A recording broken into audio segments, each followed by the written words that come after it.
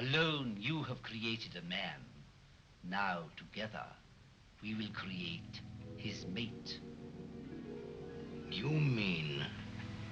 Yes, a woman. Want a date? So Sequels. Yeah. So real quick, the title of this segment, I believe, aren't we calling it Revenge of the Sequels? Sure, whatever. I think that's pretty funny. Yeah. Well, wouldn't it be Empire Strikes Sequel or something? Or Empire Sequels Back. Because like that's the sequel. I like that more. Empire Sequels Back. Yeah, the worst fun of all time. That's great. Yeah. Empire Sequels Back. Welcome to the machine.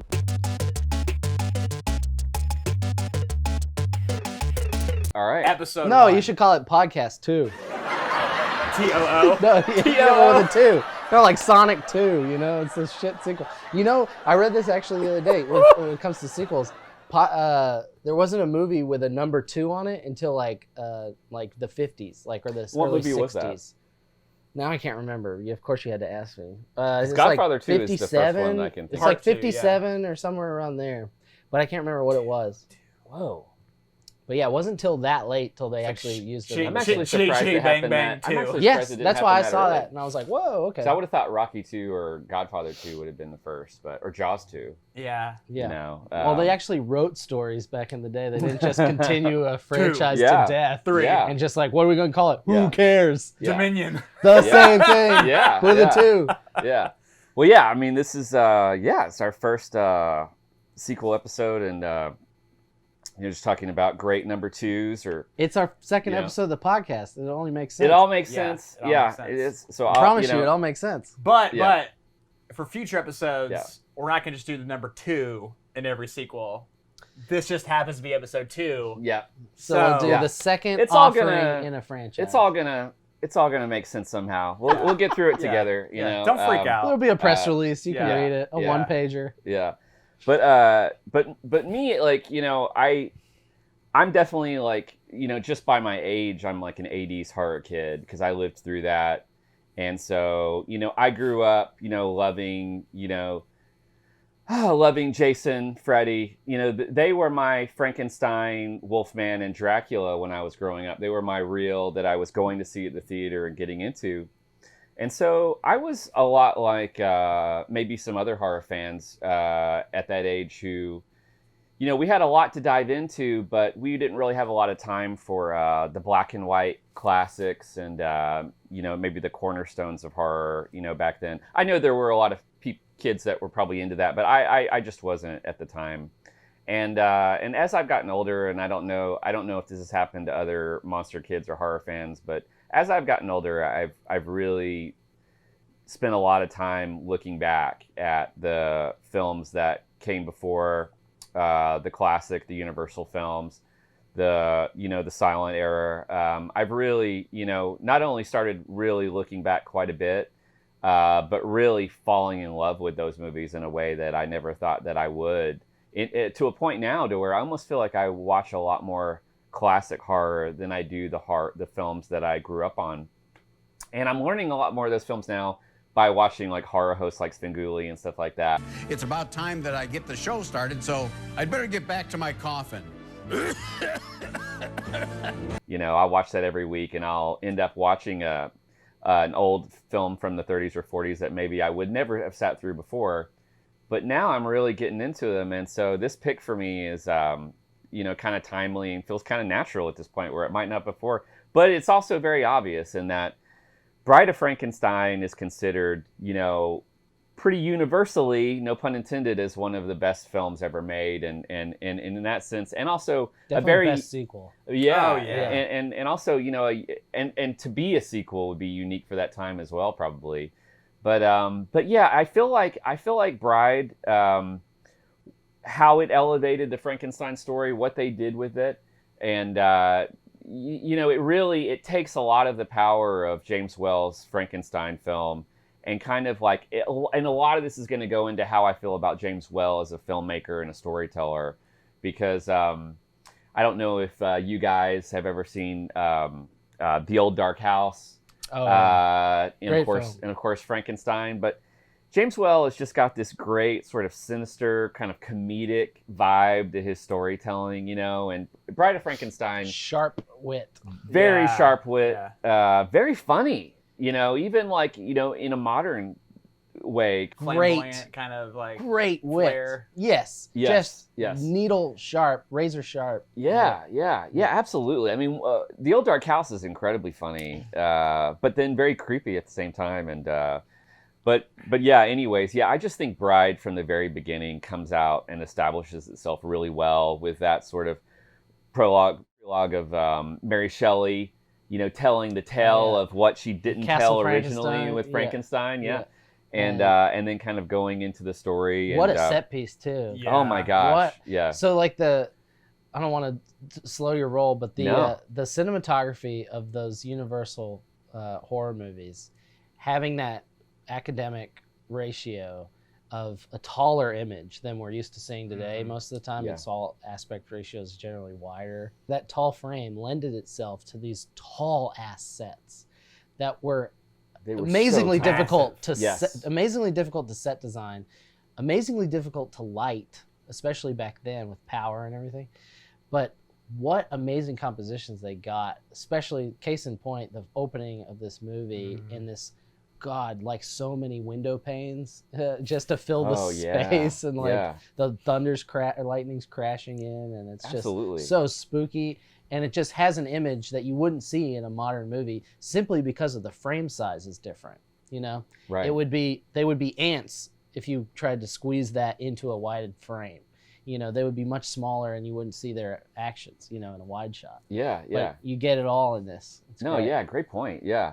And then from there, we go into the cemetery, you know, and I'm actually a big fan of those kind of classic, like, cemetery shots, you know, Frankenstein and Bride, of them. You know, it's obviously a set, but that's what's amazing about it. Yeah. Is that, you the know, set design it's is this next landscape level that you know is indoors, but it's got so much depth to it. Yeah, it feels like it goes on for miles. Yeah. So from looking back at these films now, I mean, you just look at the beginning of the film and you're just oohing and awing at things. So like comparing the first to the second, and this is a sequels episode, and I think we're gonna have to do a lot of that compare and contrast on how they excel. The first one, whether it was budget or design or actual implementation, there's one image I can recall in my brain having seen them so close together, and that's when he's out in the woods. And in the first movie, it's towards the end when he's the mob is after Frankenstein and they're chasing him up a mountain. There's timber, but there's no like branches on the timber. It's just tall ass timber, and you can see everything, and it's a look. It's very cool. And there's forests that are like that where like pine doesn't really come, you know, down 20 feet down to the bottom of the trunk. Yeah. But in the sequel, when we see him, you know, he survived the first movie, and we see him in the woods, he stumbles upon a waterfall. The trees are dense. The set design, not just indoor sets that are grand and catacombs and graveyards that would make Tim Burton blush, you know, but going through these just nature scenes are so next level compared to the first film, which is a beautiful film. Yeah. Charles Hall, who worked with / for Charlie Chaplin. And so like movies that come to mind would be like Modern Times with those gears. He's riding the gears and stuff. Yeah. Like these are the sets that he was doing Monday through Friday. Yeah. Right. And he collaborated with James Whale in several movies, and notably Bride is like one of the most beautiful set design movie. It's so grand, like on so many levels. Right. All these sets. Anyway. I mean, speaking of sets, I mean, it's just something where, I mean, it's really, as filmmakers, it's really kind of enticing to think about that. I would love to have the opportunity to do something like that, you know, to like be on a set. And that was back in the day when you had those unions that were just busting their ass like so hard to make these wearing three-piece suits and shit. Huge sets. I mean, you're talking about colossal. I mean, you're talking about like basically building a coliseum. You know what I mean? That's what it feels like. Yeah. And their sets like were so big they couldn't they weren't really modular or anything. No. They hadn't Right. figured that out. So like it really relied on the camera team and the DP to shoot it in such a way to really make it a versatile. Yeah. Like especially in the first one, they suffer from that because there's only so many camera angles that can make the top of the mountain look like A camera, B camera, you know, Right. like getting some coverage. Right. Before the rock always looks like the same damn rock from every angle. You Right. know what I mean?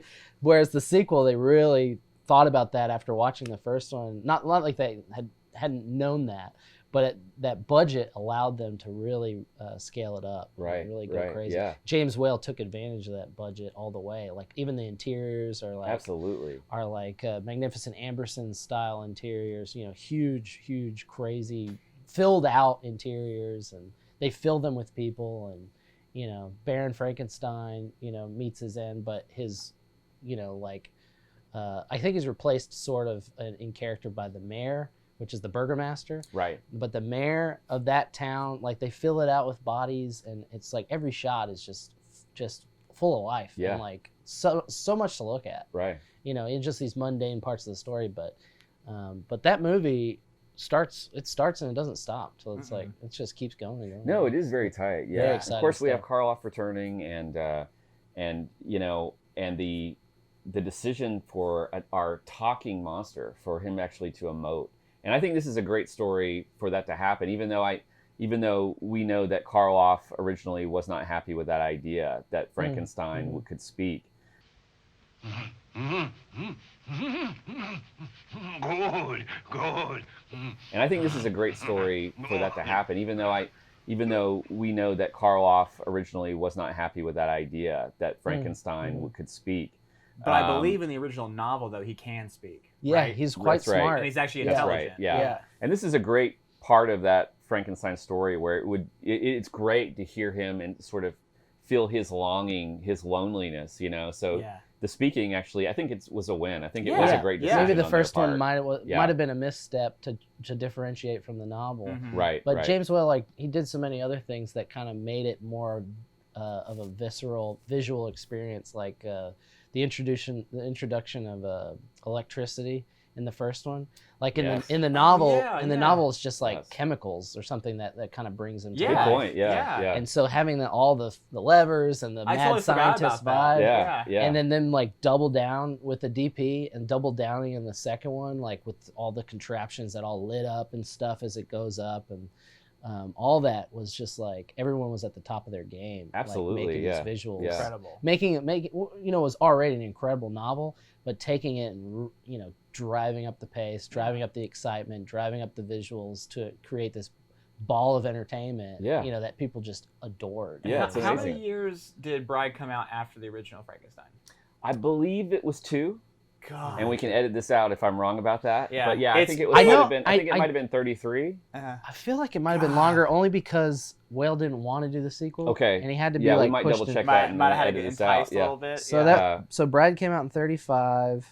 Then it is 2 years later. No, it's Frankenstein was 31. Frankenstein was I believe. 31. Yeah. oh, I so thought it was 33. okay. Yeah. Okay. Yeah. God. So yeah, I know Whale didn't want to do the sequel. He is Right. like, I've already completed the story. Right. It's done. And you know, the studio's just like, what are you doing, dude? Like, we need to do this.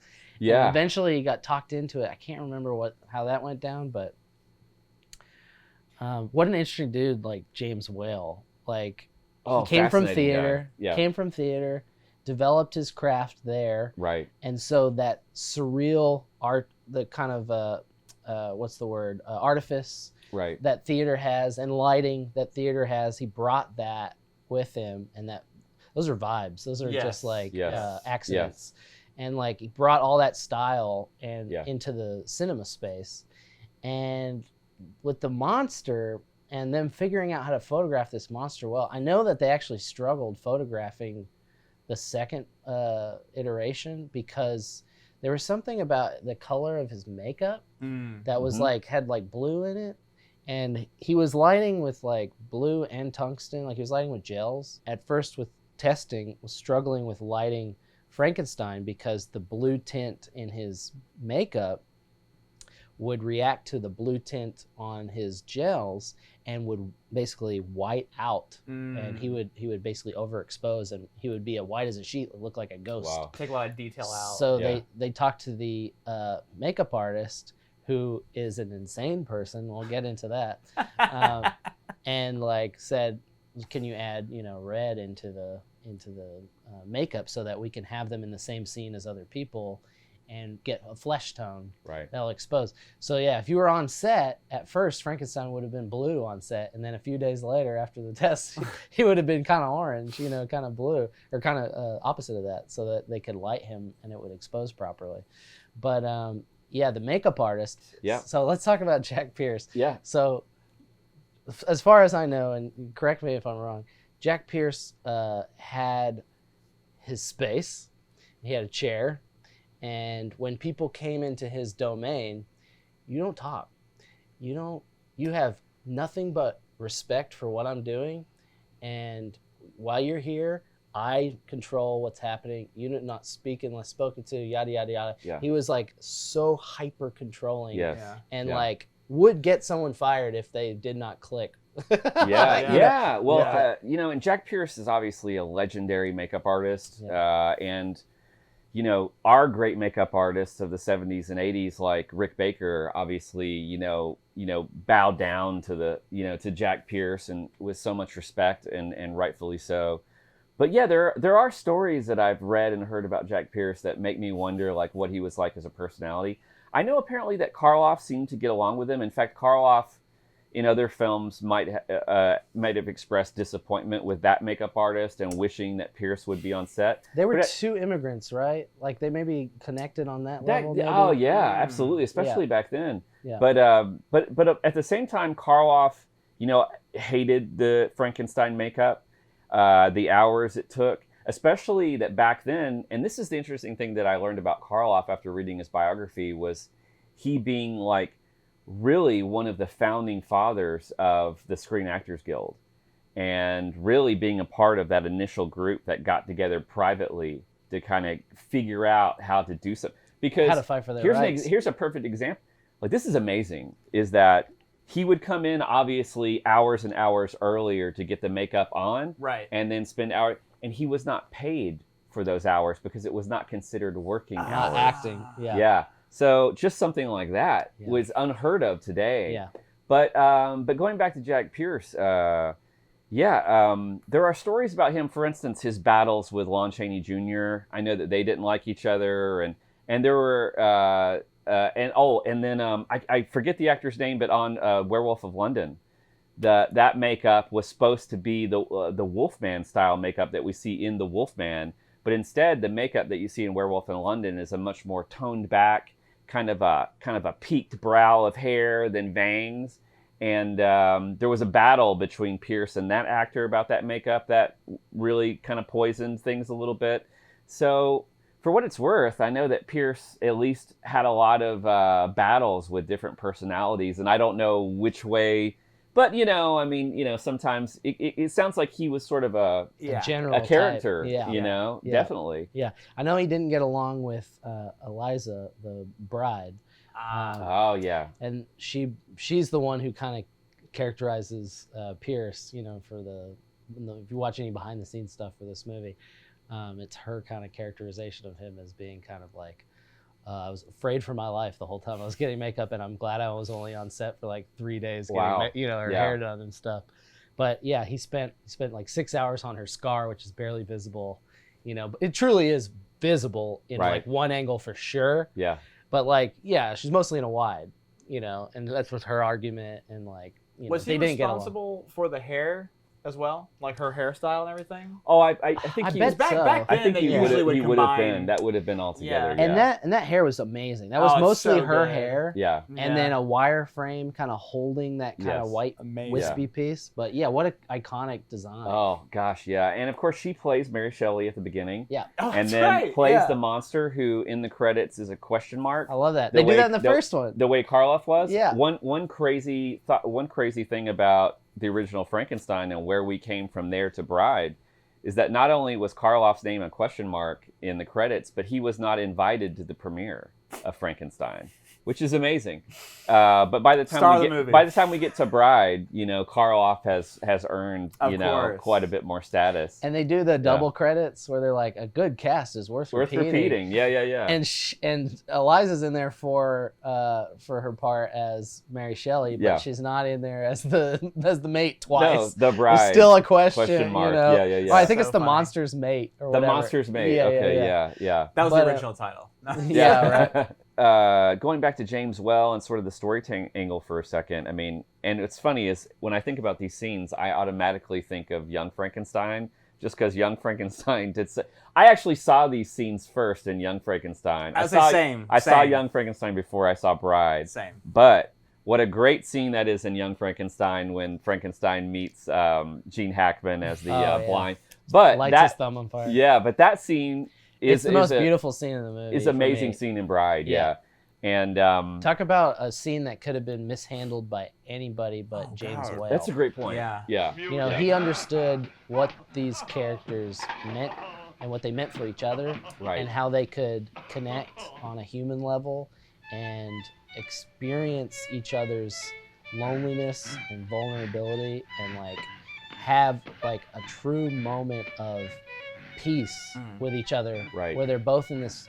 One's in a turbulent area, or one's loneliness is so turbulent that he's calling out to God to solve it, and the other one's loneliness is turbulent because everyone he experiences is afraid of him, scared of him. So they're both experiencing extreme loneliness just from different aspects, and when they meet, and it's the perfect combination because one's blind, and it's just they mesh like Lego character, Lego pieces.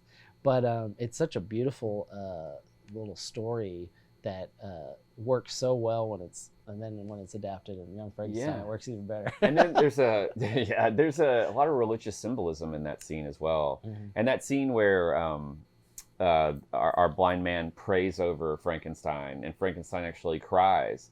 And then the last thing we see is that symbol of the cross, like before we fade to black there. Yeah.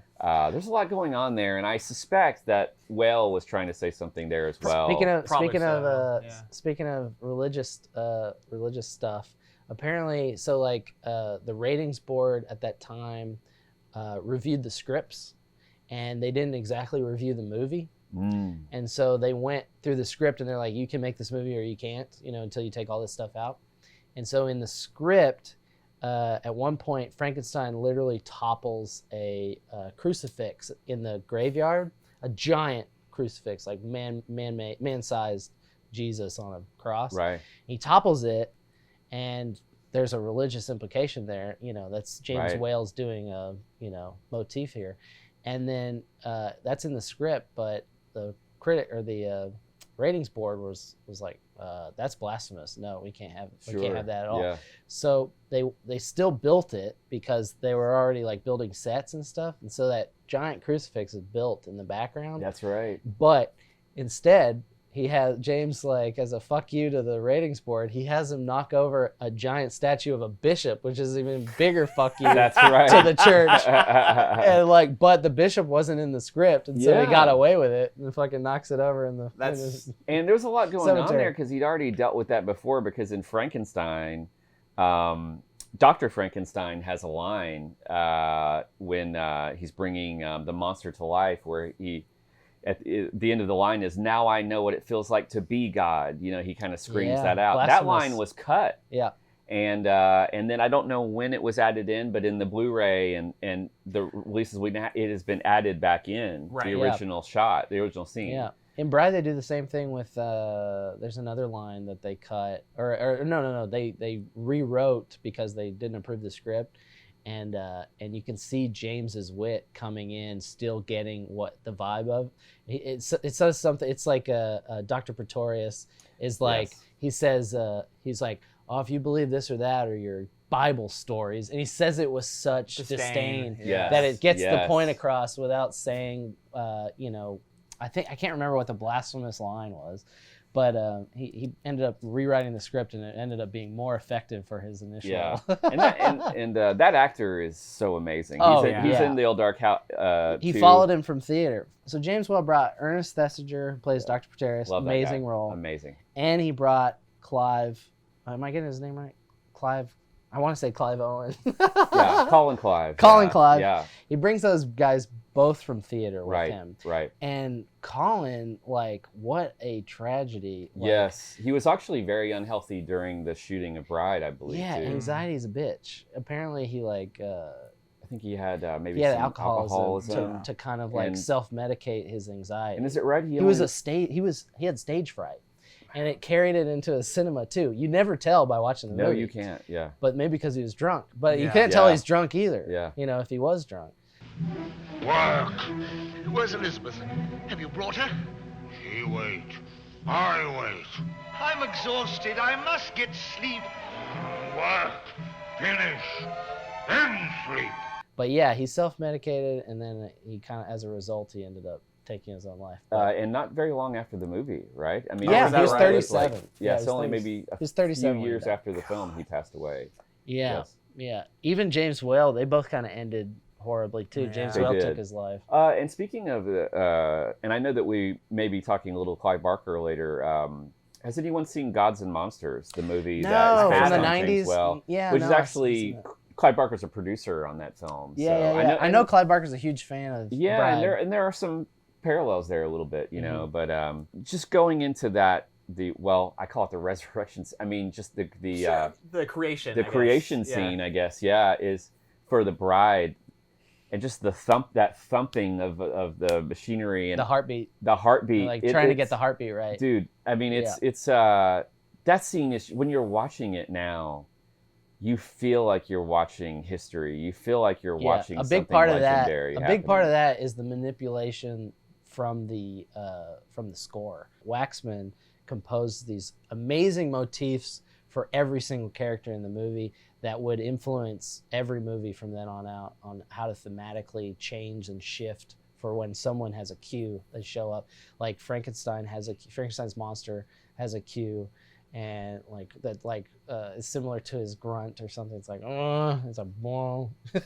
And like the Bride has this 3-note motif that's wonderful. Right. And you know, I've even thought, after watching the Bride just the other day, I thought about like using that motif in our podcast somehow. Like, how can we work that in? Right. So it's great. It's so mysterious and Universal horror. It's like everything that Universal horror is in my mind is in those 3 notes, characterized by those 3 notes that Waxman wrote for this. Yeah. But you used to see that in like more comic book movies and more like big archetypal movies. Right. But that's kind of gotten away, like especially in the Marvel movies of late. They kind of have like abandoned that route of Wagner style thematic personal cues for different characters. Right. But it's so well done in this one. Like they just nailed it. And going back to the heartbeat sounds, I've actually always been a fan of like using a heartbeat sound effect as part of a horror soundtrack. Yeah. Sure. You know, it used to be done a little bit, and when I was a kid, that used to creep me out. Yeah. The whole using of a heartbeat. It's not really done a lot anymore. Carpenter kind of does that with like a downbeat at least. You know, he always has a downbeat. Yeah. Like The Thing has a lot of that, like the kind of ticking time. You know. Yeah, a lot of filmmakers understand it and then can't get away from it. Yeah. It becomes a crutch almost. In a weird way, a lot of video games like in the 90s did that. Like a lot of horror games, they would implement the heartbeat, like go go go. Interesting. Go go. You know, I wonder if that all kind of filters in. You know, it's like this goes back to sound design. Sure. How important it is for horror. Yeah. But like when I think about Bride, I think I hear people talk about Bride more than the original Frankenstein as the years go on, especially. I think it's better. I think it's better than the first Frankenstein. It's a more dynamic film, I think. Absolutely. You know, Boris looks rad in the first one, and he looks cool in the second one. But like he had to take away his he had to take out his bridge work to like get a gaunt look for the first one. That's right. Yeah. And the second one, they kind of loosened up on it, and like he gained weight. They gave him better footwear, so he's not lumbering around. Yeah, it was hard tripping to get around over the his first feet. one. Yeah. Right. And then they also, Pierce gave him like, I don't know if it's Pierce who did it, but gave him a headpiece. Yeah. That was a prosthetic application that went over his hair, and then they had several of them so that his hair actually grew back after the fire of the first one. So they had it in stages. So like he had a burn, and then he had repaired a little bit, and then hair started coming in, and then by the end of the movie he had like a little bit of stubble. That's so some amazing. hair. Yeah. And they also added more clamps to his head too.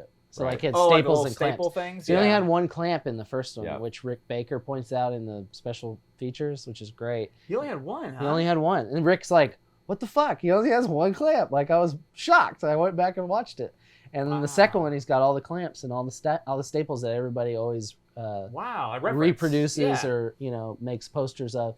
It's the second one where he really finds his look. Not just the bolts and the jacket. The film also features Edward Van Sloan, who I've always been a big fan of, who played Van Helsing and Dracula. He's also in The Mummy.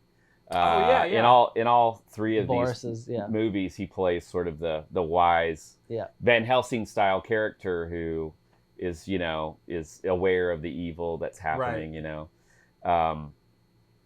But then of course we have the end that kind of when they raise her up, and she's come alive, When she first sees him, that's why I love too. Like her reaction to Frankenstein. Yeah. It's And so relatable. I was about to say, and I love his line where he's like, "She hates me," like that. Like that is relatable. Yeah. It sure is. Yeah. Yeah. You kind of She's you mad. can connect with that. Yeah. Because it's like three men, and they all thought it would just work, and that's what's great. It's like the dudes with their dude ideas. Yeah. And then the female comes in and says, "No, I don't want this," and they're all just like, "Damn it." Yeah, they can't compute. Yeah. I mean, Henry Frankenstein. I want to call him Victor Frankenstein, but they changed that for the movie also.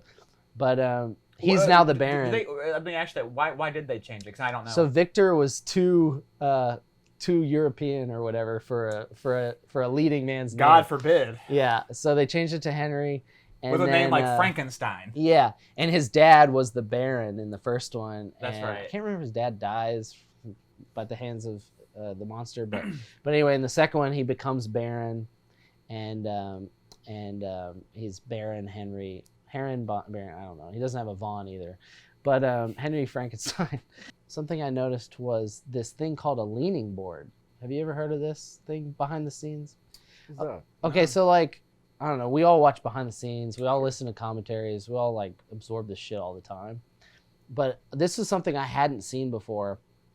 And it's like basically like the concept of, so whenever an actor or an actress like gets in makeup, they're generally like in a kind of hands-off thing. They can't really eat all that much type of food. They don't want to mess up their makeup. Sure. They drink out of straws. All this effort is applied to them to just stay pristine because it's so much effort to get them to where they need to be. And so there's this thing like when it's head to toe, when they put that much effort in your whole look, they put you, at least on this movie, they put you on a leaning board. And so you're not allowed to sit down. And so they just like, you're like leaning and you're standing, but you're basically at that angle. And you're just like, and so Frankenstein never sat down. He just went and stood on this leaning board. God. And the bride did it too. They get her and there's tons of photos behind the scenes and you see he's like always on this thing and it looks like some handicap thing. Like I'm just in bed and I can't move. Anyway, Clive Barker took that and they did that for Pinhead. They took that same concept. They made a leaning board, and you can see him in the behind the scenes. And so now I'm fascinated. I'm like, where is this leaning board also showing up? Yeah. But Clive Barker was a huge fan of James Whale, so I'm sure, and like Pierce. I would everybody. bet money that thing has showed up a time or two on those. Yeah. But it's totally this homemade thing that just like wheels around like a dolly, and it's like, what is that? That's cool. And now the CIA uses it for torture. It's got armrests. You know, you're standing there in a car seat that's vertical.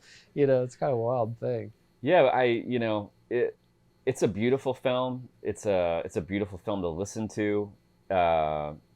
James Whale's mastery of mixing terror and comedy is just so good. It's just such a funny director. Ahead of its time. Yeah. And amazing visual effects, not just like special effects. Like the drawn on, Yeah, I'm thinking the scene with Dr. Pretorius when with he's the got little, the with little the little people. Yeah. Oh, That yeah. has some of the best Yeah, it looks looking great. visual effects. It looks fantastic. Looks so good. There's only one shot that doesn't quite work, and it's because they got it. They buzzed the intentionally. They had more depth of field, and that part of the frame was out of focus, and so the miniatures were in focus, but the table they were on were out of focus. So, but they just did the best they could with that shot because they had already done it. But they had to shoot all those little guys in all those different angles. No, a lesser filmmaker would totally just like make it a 2-dimensional thing and like not shoot it from every different conceivable angle so that they could match shots. When you're racing against the clock, I mean, there's all these That looks things that great, come though. in. Oh, Yeah, but absolutely. they took the time. It Thought could about have, it. but the craziest thing to me is no one would have approved that scene now because of all the work that went into that scene.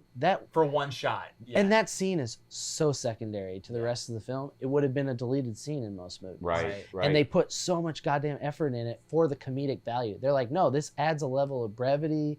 This breathes life into this character, Dr. Preterius, who already breathes life into the rest of the movie just with his charisma. Right. He's a queen himself. And so like he's got all this homosexual energy that's just like flamboyant and hilarious. And he's bringing all this energy and he doesn't need to have this scene. That's what I'm saying. They could delete it and probably exist just fine. Oh, and going back to censorship, in that scene, they originally had a miniature pope that was going to be in. They had the the devil in there glasses, still. And, I think the they do devil's have the in there. devil. Yeah, no, that's okay. Because he's like, oh, and this one resembles myself. Because it's definitely played by him. Right. Yeah. It's just crazy. It's like again, I know it's like easy, like oh man, the 30s, but it's just crazy thinking like what went into making those movies back then. Like I mean that carries through. Yeah, enormous effort. But back then, like pre-code and stuff like that. Yeah. You're just like as filmmakers, I mean, you definitely feel it when you look at it, and you kind of try to put yourself in. You fantasize about being in that position and seeing, and dealing with that. Everybody on set has an iconic personality you have to deal with too. Yes. Minefield of people with potential drama rife for that. Even if you're not a filmmaker, though, you can just even as if you're someone who dabbles in art in general, like just to know what they did to put those things together. Yeah. Like you said, like that visual effect for one shot, essentially. Yeah. Yeah. Like cinematographers at that time. Oh god. They had to like. They're magicians. They weren't. Well, back then, around the 30s, it started to become a little more commercialized of a commodity. Like lens manufacturers started popping up and stuff. But back then, before then, you had to be independently wealthy already to become a cinematographer. You had to build and own your own camera packages. Your own lenses had to be your own custom made lenses. They had to. It was kind of like a rich man's game. Like it was beyond hobby. Right. And so like these people, there was no film schools. I mean, not even until like the 70s. It was all homegrown. Everyone was learning. Everyone was figuring it out. And like it's wild getting like a copy of like the American Cinematographer Manual from that time. And like the stuff they figured out then is still applicable now. And like, you know, it's crazy. A few things we don't do, obviously, because of lighting and technology is advanced. And we don't shoot on film that much anymore. But God, all those physics to optics all still applies. Yeah. And like the immense amount of education, self-education that one had to do in order to shoot this shit. It's like insane, staggering. Well, let me ask you this: when the movie came out, how did audiences and critics take it? It was a hit, massive hit, right? Yeah, massive. No, hit. it worked. Yeah, it certainly worked. did. Yeah, they tried to push him into going into production immediately on Bride, and this had to have been one of the first sequels, right? I mean, this had to have been. He didn't want to do it until they figured out how to do it. You know, because he had closed the book on Frankenstein. It was a great finish. Yeah. And he kind of dies at the end. Yeah, I mean, maybe this is a hot take, but I actually like the movie more than the book, actually. Oh, yeah, that is a hot take. That is a hot take.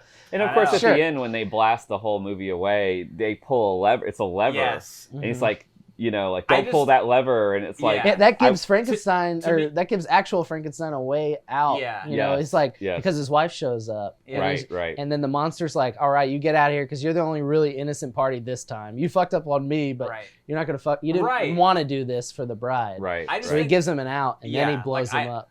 Atomizes them. Exactly. Yeah. I was say because I just think the ending works better in the movie, whereas the novel it's kind of like a limp dick. Like Bye. Yeah. Well, You it's know? kind of like because they're foreshadowing, and they're also Right. kind of like, they start with, they're on a ship in the Arctic, and he's been like chasing after his monster Yeah. for And so the long. prologue matches the ending of the book. I get that. Sure. Yeah, for sure. But he's basically just like recounting what happened. But I just love that. I mean, not to talk the original, but I just love the fire. Yeah. And the windmill. It's so great. And The book is really an intellectual's It is. Yeah, approach it to the is. whole. Yeah. And I've actually have to admit I've never seen the Frankenstein with The Mary Shelley's Frankenstein. the Oh, Mary with De Shelley. Niro? Yeah, I 90s. actually have not watched that. It's okay. Is it? It's okay. supposed It's to not- follow the book pretty closely? Yeah, It's the okay. Frankenstein monster looks more like he does in the actual in book. the book, the way he's described. Yeah, but I prefer the. But Obviously, yeah. like James Whale figured it out He for did. audience, Yes. for that audience at that time. that's right. and it was because it terrifying. works so well, it's something we can revisit Yeah. and totally understand and totally get behind now. Yeah. Yeah. But I And definitely it's- give credit for them trying to do it again. Like, hey, I mean, Absolutely. anyone trying to do Frankenstein in the last 30, 40 years, Absolutely. good job. Like, go for it. Like, Yeah. go for it. It's hard subject matter. It's But hard. in 1935, it was God, fresh. it was had to have been frightening, Oh. and I hope that they thought it was as funny in the jokes as we do too. But yeah, for so many reasons, it's just an amazing sequel, but just an amazing film. And Before we go on, can we talk about the monster and yeah. just like you started to get on about how he's nonverbal in the first one. He starts Yeah. to come Yeah. into his own learning words Right. and being able to communicate more, and also like what that monster in the lexicon of horror, like what it means to like and when it came out, like what is its place in classic horror. Oh wow. You know what I mean? Yeah. Can you? I mean, that's a tall order. But That is a tall order. what do you think about that? Or Say what a do you? close up on Chris. No. What do you? Yeah. Basically, what do you think about Frankenstein as a monster? Because he's also called the monster. You're telling the audience this is the monster by starting the credits, right? So you're informing them, almost poisoning the well out of the gate by setting them up thinking this is a monster. Right. So even if you have zero understanding going in, you're a child and you've never seen anything about Frankenstein, you're told by the filmmaker this is the monster. Your perception's Right. already tainted. Yeah. Yeah, yet he's the most vulnerable, least Yeah. monstrous Almost person. childlike. Yeah. Again, you know? Well, yeah, and to that point, Gilbert Gottfried, rest in peace, on his podcast always had a theory about the universal monsters, was that Frankenstein is sort of in a way the infant child of monsters. He has a childlike quality of just learning about the world and not knowing why he's here or what happened. Then the Wolfman is like the adolescent stage, Yeah, like where a you're young like going teen. through puberty. Yeah. Then where Dracula is where you're of your power, and then the Mummy is death, essentially. It's old age, it's death. So there's all these stages to that. So Frankenstein might be the first stage of that universal arc of So it makes sense monsterdom. that it came when it came. Yeah. Possibly, maybe even if it's accidental, but the best monsters always have a sympathetic Yeah. quality to them, right? A humanity to them. Humanity, and I think that Frankenstein, just like all great villains, kind of challenges our way of looking at villains in general, because we can connect with Frankenstein on so many ways. On his The monster, right? We're talking about the monster. Sorry, the Just- monster. I yes. know, it's the biggest confusing Yes, I'll never mess. get out of that. I Sorry, know. guys. Yeah. I'll never get out of calling know. the monster Frankenstein. No, everyone calls him Yeah, Frankenstein. Everybody. but The monster. yeah. connecting with his confusion about life, his fears, his desire to want a friend, his desire to want to know anything about why he's here, what's going on. We connect with that. So I think that makes him special. And yeah, that was a really tough question, Travis. Thanks a lot. Okay, well, leading into the sequel, Yeah, and where they came from in the first one, developing him as a character, sure. and then the sequel, where do you go from there? Like, why is this sequel the best sequel ever because of this character's development? And like, where can you go? Sure. Yeah. Well, that's the thing is, and with all great sequels, I think the question should be, where were they able to take the story? And so, like, when we think of, there's so many great sequels. Like Aliens is a great sequel, I feel like, because they take the original story of Alien and take it to its natural, elevated next stage, But I feel like they do that with Frankenstein, Bride of Frankenstein as well. And despite what Karloff may have felt in the beginning, I feel like Frankenstein's ability to speak allows us to get even more connected with him, because at the end of the day, Bride of Frankenstein takes that kind of essence of the monster's confusion and loneliness to the next level, to where now he's able actually to express his loneliness, and he's able to communicate his loneliness with other humans who feel that same way. So we connect with that, and we understand why he wants what he wants. And yet, at the end of the day, just like so many things in life, the way he came into life was through death. And in a sense, with so many of these stories that we love, there's an essence of being cursed. And I feel like, it's beautiful. We can connect with what he wants, but at the end of the day, as an audience, we know that this can only go to a terrible end. We belong dead.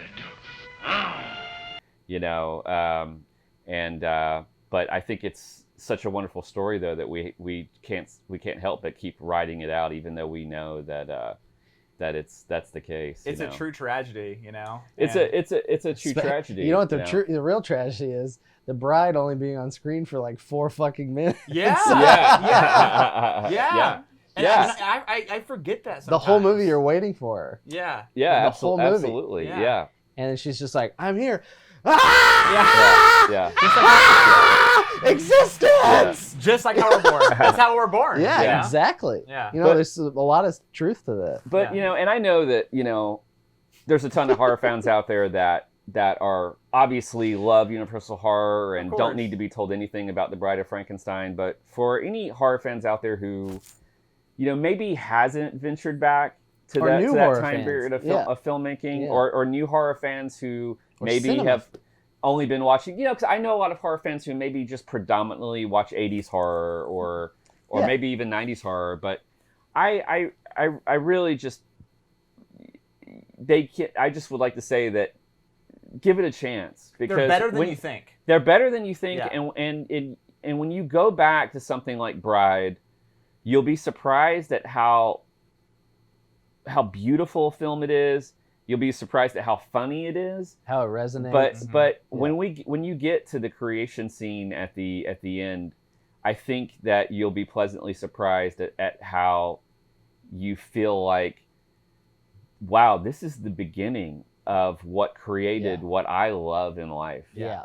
You really feel the history of the things you love. It's this super is effective. it. And you'll start to see the connections there. And as you go back and look at films like that, when you look at newer films, you'll start to make those connections between the now and the past. Yeah. And as a film fan, that's really exciting to be able to make those connections. And then as an artist too, if you're a filmmaker or a different type of artist, to make those connections in regards to the influences there, it really shows you that, you can learn a lot about now by looking back. So totally. For those who haven't seen Bride in a long time, revisit it, and hopefully you'll love it as much as we do, because it really is an awesome sequel. Especially because it's got so much positivity and it's just such a fun experience. It's so much fun. That it's the birthplace of all. It's really redefines horror and defines a lot of horror in the first place, but in such a positive,